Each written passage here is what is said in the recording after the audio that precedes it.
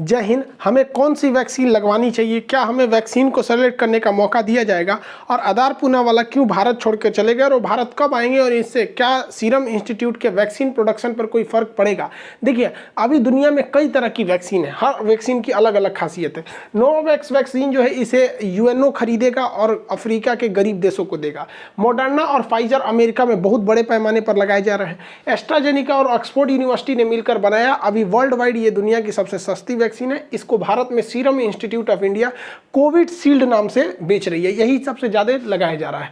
Johnson and Johnson की भी vaccine जरूरी है अभी, लेकिन स्पुतनिक, रूस की स्पुतनिक 5 जो वैक्सीन है, स्पुतनिक वी, ये वैक्सीन दुनिया में सबसे जल्दी तैयार की गई वैक्सीन थी। हालांकि ये सारी वैक्सीन और भारत की जो भारत की जो बनाई गई वैक्सीन कोवैक्सीन है, ये कई तरह के म्यूटेशन पर काम कर रही है। जितने भी वैक्सीन है सब अच्छे काम करते हैं, बशर्ते बस चाइना वाला जो सीनोवैक्स है उसको छोड़कर। पहले बात करते हैं कोविशील्ड की। कोविशील्ड वैक्सीन को सीरम इंस्टीट्यूट ऑफ इंडिया बना रहा है, पुणे में, आधार पुणे वाला की कंपनी। ये वैक्सीन जो है आरएनए वायरस पर आरएनए टेक्नोलॉजी पर काम करती है। ये जो है वैक्सीन जो है ये कोरोना वायरस के जो स्पाइक प्रोटीन है उसको जाके यहाँ से लॉक कर देती है। ये लॉक जब हो जाता है, इस पर हम एक तो वीडियो बना चुके हैं कि कैसे वैक्सीन काम करता है, वो तो हम बता ही चुके हैं आपको। तो ये लॉक कर देती है, तो इसका जो ये स्पाइक प्रोटीन है ये लॉक हो जाएगा, तो एंट्री नहीं कर पाता है ये अंदर, और कई सारे एंटीबॉडी बनाकर ये लॉक करने में कामयाब होती है। लेकिन ये जो वैक्सीन है, ये आरएनए वैक्सीन 80% तब कारगर होगी जब आप 42 से 56 दिन का गैप करके लेंगे। तो इस वैक्सीन की एक खराबी, मतलब खराबी क्या है, बहुत बाद में पता चला कि 28 दिन पर लेने पर यह केवल 54% कारगर है। अब कुछ लोग सवाल ये उठा रहे हैं कि बहुत सारे डॉक्टर हैं, उन्होंने भी ये वैक्सीन ले रखी थी और दोनों डोज ले रखी थी, फिर भी उन्हें क्यों कोरोना हो गया। देखिए भाई, ये वैक्सीन अगर आप 28 दिन पे लेंगे तो ये 54% ही कारगर है, लेकिन अगर आप इसे 56 दिन पर अंतराल पे लेते हैं तो ये 80% कारगर है। तो भारत सरकार जब शुरू में, जब ये जनवरी में वैक्सीनेशन चालू हुआ था, तो डॉक्टरों को जो डोज लगाए थे वो 28 दिन पर लगाए थे, जिस वजह से ये उनमें उतना इफेक्टिव नहीं थी। इसलिए भारत सरकार ने बाद में इसके डोज को, डेट को 42 से 56 दिन कर दिया। पहली बात ये। दूसरी बात ये कि आपकी तरह घर में नहीं बैठे रहते हैं डॉक्टर, दिन रात वो कोरोना के मरीजों के बीच में घूमे रहते हैं। बेचारा, उनकी जिंदगी सोचिए ना किस तरह से वो रह रहे होंगे, आगे पीछे चारों ओर कोरोना है उनके, तो वो बहुत हाईली पैक है कोरोना वायरस से। वो समाज और हवा के बीच में नहीं रह रहे हैं, वो कोरोना वायरस के बीच में रह रहे हैं। हद है, सोचिए इतना। तो उनकी तुलना आप अपने से नहीं कर सकते।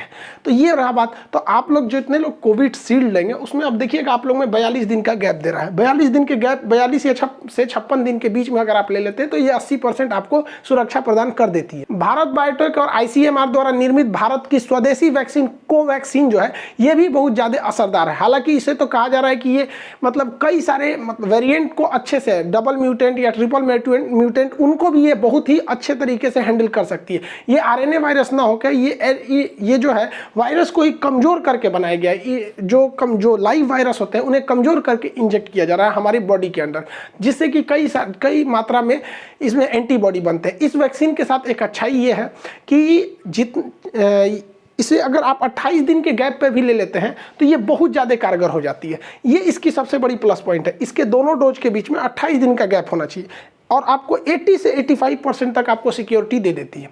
जबकि अगर आपको 80% सुरक्षा चाहिए कोविशील्ड से तो आपको लगभग 42 से 56 दिन रुकना पड़ेगा। तो दोनों में बहुत का अंतर नहीं है, बस ये जो चीज़ आपको 28 दिन में देगा उसी चीज़ को वो कोविशील्ड जो है, जो बड़े पैमाने पर प्रयोग किया जा रहा है, वो 42 से 56 दिन टाइम लगा देता है। अमेरिका के जो वहाँ के स्वास्थ्य सचिव हैं एंथोनी फाउची, इन्होंने क्या कहा है कि भारत की जो बनी हुई कोवैक्सीन है ये काफ़ी हद तक प्रभावी है अलग अलग म्यूटेंट्स को रोकने के लिए। तीसरी वैक्सीन जो भारत में आई है वो है रूस की बनाई हुई स्पुतनिक वैक्सीन। यह सबसे फास्ट बनाई गई वैक्सीन है। इस वैक्सीन में अलग अलग 2 वायरसों का प्रयोग किया गया है और उन्हें कमजोर करके डाला गया है। इस वैक्सीन में है लगभग 91%, ये ज़्यादा हमें 91% सुरक्षा देती है, लेकिन ये सबसे फास्ट काम करती है। आपको 56 दिन चाहिए कोविशील्ड के लिए, 28 दिन चाहिए आपकी कोवैक्सीन के लिए, ये 21 दिन में ही उतना ही असर दे देती है।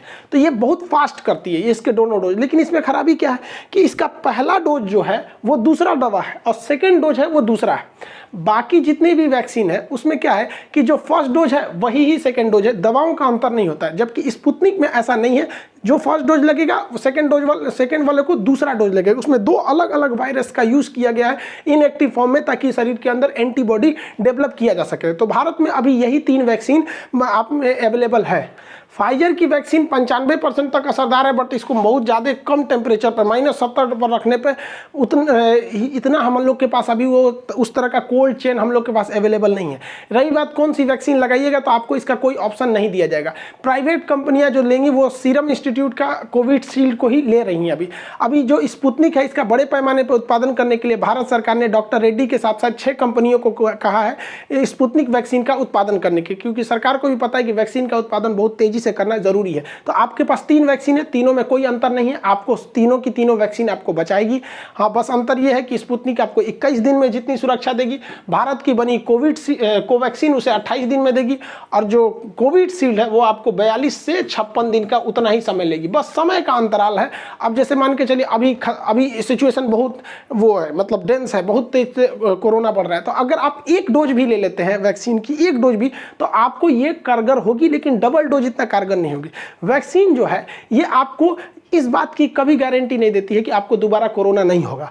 बहुत कम चांस है आपको होगा। जैसे 17 लाख लोगों को वैक्सीन दिया गया था, तो उसमें मात्र 6000 लोगों को कोरोना हुआ था। तो कितना छोटा सा आंकड़ा, 17 लाख लोगों, और उसमें से भी जान नहीं जाती है वो। अब जैसे कुछ डॉक्टर की जान चली गई, तो देखिए डॉक्टर्स में बताया ना आपको कि वो दिन रात कोरोना के बीच में रहते हैं। आप दिन रात कोरोना के बीच में नहीं रहते हैं, इसलिए आपको डरने की कोई जरूरत नहीं है। कोई भी वैक्सीन लगाइए, ये केवल यही करेगी कि आपको वेंटिलेटर और ऑक्सीजन की नौबत नहीं आने देगी। आपको कोरोना होगा, नॉर्मल खांसी बुखार की तरह होगा, फिर सही हो जाएगा। आज हम भी अपना वैक्सीनेशन करा लिए। हम जो वैक्सीन लगाए वो सीरम इंस्टीट्यूट वाला कोविशील्ड लगाए, अपने सारे स्टाफ लोग को भी हमने यही लगाया। लोग कहते हैं कि बुखार आता है, ये होता है, हमको ऐसा कुछ नहीं हुआ। जब से वैक्सीन लगाए हैं तब से हम पैरासीटामोल की ये 5 रुपए की 5 गोली खरीद के रखे हुए हैं। अब तक कोई बुखार आया नहीं है, ना कोई सर दर्द हुआ है, ना कुछ हुआ है। नॉर्मल जैसे इंजेक्शन लगता है वैसे ही हुआ है, कोई साइड इफेक्ट नहीं देखने को मिला है। किसी को नॉर्मल बुखार आता है तो भैया आपके पास 1 रुपया नहीं है बुखार के लिए, आप दवा खरीद लीजिए। नहीं है पैसा, कोई दिक्कत नहीं, ऐसे सो जाइए, 1 दिन बाद बुखार उतर जाएगा। कोई साइड इफेक्ट इसका नहीं देखा जाता है। बुखार, सर दर्द ये तो नॉर्मल ऐसे भी हो जाता है, इसलिए अफवाह में मत पड़िएगा। जब हम सुबह वैक्सीन लगाने के लिए निकल रहे थे तो एक चाचा मिल गए हमको। वो कह रहे हैं कि सुनिए खान साहब, बेवकूफ़ी मत कीजिएगा, आप वैक्सीन लगा लेंगे ना तो बहुत घातक असर होगा, किडनी खराब हो जाएगा, 1 साल बाद इसका असर दिखने लगेगा, नपुंसक हो जाएंगे लोग। अरे भाई साहब, अब हम उस चाचा को क्या समझाएं जो कभी कॉलेज स्कूल वैक्सीन के बारे में कुछ नहीं पता, वो ज्ञान बांट रहे हैं। ऐसे लोगों से दूर रहना चाहिए, ये लोग किसी काम लायक नहीं होते। गांव में कुछ होते हैं हमेशा खखोरते हैं, उन सबको ताजमहल में ले जाइएगा तो कहेगा ऐसे नहीं है, उल्टा करता तो ठीक रहता। ताजमहल सफ़ेद ठीक नहीं, उसको काला कर देता ठीक रहता। ऐसे लोगों से बच के रहिए, ये लोग किसी काम के नहीं रहते। हर जगह ऐसे 2-4 को चाचा मिलते रहते हैं जो विरोध करते रहता है हर चीज़ का। वैज्ञानिक चाचा लोग से ज़्यादा पढ़े लिखे रहते हैं। ऐसा नहीं है कि आपको कोई जान लेने के लिए ऐसा कुछ करेगा। और एक और अफवाह उड़ रहा है कि 5G का जो ट्रायल हो रहा है उसके वजह से जान चली जा रही है। एकदम अफवाह है भैया। 5G का ट्रायल महाराष्ट्र और दिल्ली के एरिया में, बहुत छोटे से एरिया में हुआ, वो भी कोविड से पहले हुआ था वो ट्रायल वगैरह, इससे कोई मतलब नहीं है। लेकिन पता है कि सरकार चिल्लाते रह जाए, यहाँ डॉक्टर चिल्लाते रह जाए कि वैक्सीन लीजिए वैक्सीन लीजिए, ये रातों रात नहीं बनता है। लेकिन 5G के ट्रायल की वजह से जान जा रही है, ये ऐसा नहीं है। जो नया वायरस आया है ना, डबल म्यूटेंट है, ये उससे ज़्यादा खतरनाक है, इस वजह से ये ज़्यादा सीरियस डाल रहा है। तो लोगों को लग रहा है कि इसके वजह से लोगों की जान जा रही है, ऐसा नहीं है। ये पहले वाला जो कोरोना था 7 दिन में फेफड़ों को जितना नुकसान करता था, ये कोरोना 2 दिन में ही उतना ही कर दे रहा है। इस वजह से ज़्यादा खतरनाक है, मौका नहीं दे रहा है ये वाला कोरोना। इसको 5G से कोई लेना देना नहीं है। आप वैक्सीनेशन कराइए अगर आपकी जान प्यारी है तब। इजराइल जो है, आप देखिए, इजराइल ने अपने आप बहुत बड़ा त्यौहार भी मना लिया जिसमें 1.5 लाख लोग वहां पर उपस्थित थे बिना किसी सोशल डिस्टेंसिंग के। इतने लोग इकट्ठे थे कि भगदड़ में 30 लोग की जान चली गई। कैसे ये पॉसिबल हो गया? हम लोग यहाँ घर में घुस के बैठे, क्योंकि वहाँ के लोग पढ़े लिखे हैं, वैक्सीन लगवा रहे हैं। वैक्सीन में कोई ऐसा नहीं है। सोचा कुछ जो वैक्सीन के बारे में अफवाह फैला रहे हैं, सोचा को जेल में डाल देना चाहिए सचुरों को। यहाँ पे अजीब है सब। अफवाह पे मत जाइए। देखिए, बचपन में भी हम लोग को बहुत अफवाह उड़ाया गया था कि मेढक मार दोगे तो कान पक जाता है। कौन सी कान पकेगा? स्कूल जाते थे लोग तो कहते तो पेंसिल का ये जो छिलका होता है इसको दूध में डालो तो रबड़ बन जाता है। मोर के पंख को हम लोग चौक खिलाते थे लोग।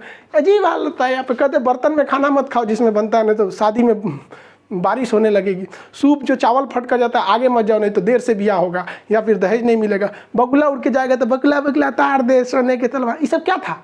ये सब अफवाहें थी। तो हम हिंदुस्तानियों को बचपन से ही आदत है कि गुल्लर के फूल पड़ जाता है तो कोई चीज़ खत्म नहीं होता है, तो इस अफवाह पे ध्यान नहीं देना चाहिए। वैक्सीन कारगर है। हमारे भाई साहब सीरम इंस्टीट्यूट ऑफ इंडिया जो पुणे में इसका हेडक्वार्टर है, उसके मालिक आधार पूनावाला, इन्होंने भारत छोड़ के लंदन शिफ्ट हो गए कुछ दिन के लिए। रीजन इन्होंने बताया कि कुछ मुख्यमंत्रियों, कुछ बड़े बड़े उद्योगपतियों, अधिकारी तथा बड़े रसूख वाले लोग इनको फ़ोन करके धमकी देते थे, और जिस वजह से ये बहुत ज़्यादा फ्रस्ट्रेशन में थे और ये लंदन शिफ्ट हो गए। और इन्हें पत्रकारों ने पूछा कि आप इस बढ़ते कोरोना को लिए किसे जिम्मेदार मानते हैं, क्या आप चुनावी रैली या कुंभ के मेला को जिम्मेदार मानते हैं? तो इन्होंने कहा कि अगर हम इसका जवाब देंगे तो हमारी जान भी जा सकती है।